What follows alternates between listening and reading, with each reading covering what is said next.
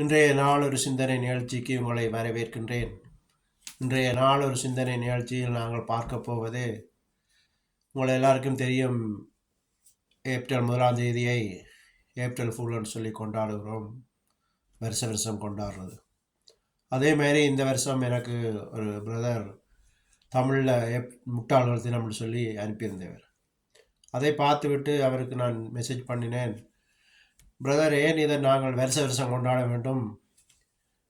இது ஒவ்வொரு நாளும் எல்லாம் நாங்கள் கொண்டாட வேண்டும். ஏனென்றால் இன்றைக்கு உலகத்தில் முட்டாள்கள்லாம் நிறைய இருக்கிறார்கள். அப்போ நாங்கள் இதை ஒவ்வொரு நாளும் எல்லாம் கொண்டாடணும்னு சொல்லி அதுக்கு அவர் திரும்ப பதில் போட்டார். அந்த ரவுண்டாக இருக்கும் தெரியுமா, கண்ணீர் வடித்த மெசேஜில் இருக்கும், அதை திருப்பி அனுப்பியிருந்தார். நான் சொன்னேன், அழுகிறதுக்காக உங்களுடைய சிந்தனைக்காகத்தான் அனுப்பினான். ஏனென்று சொன்னால், இன்றைக்கு உங்களுக்கு தெரியும், உலகம் சூடாகுதுன்னு சொல்லி ஒரு சின்ன புகைகளுக்கு உலகம் சூடாகுதுன்னு சொல்லி உலக தலைவர்களெல்லாம் மீட்டிங் போட்டு கதைக்கிறார்கள்.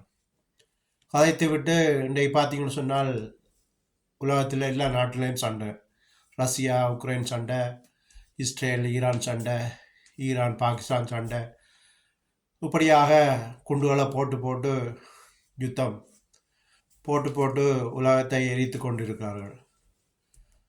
சின்ன புகைக்கு உலகம் சூடாகுது, அதை குறைங்கள் மீட்டிங் போட்டுவிட்டு அங்கால பெரிய பெரிய குண்டுகளை போட்டு உலகத்தை எரித்து கொண்டு இருக்கார்கள். பத்தாக்குறைக்கு உலக தலைவர் எல்லாம் சேர்ந்து சொல்கிறார்கள், எங்களிடம் ஆயுதம் பத்தாமல் இருக்கின்றது,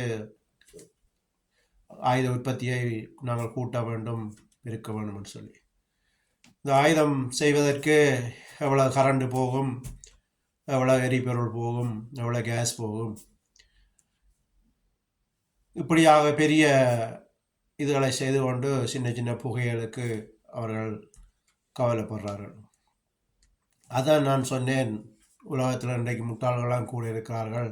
அப்போ நாங்கள் ஒவ்வொரு நாளுமே இந்த முட்டாள்கள் தினத்தை கொண்டாட வேண்டும் என்று சொன்னேன். இதுவே இன்றைய நாள் ஒரு சிந்தனை நிகழ்ச்சி. நன்றி, வணக்கம்.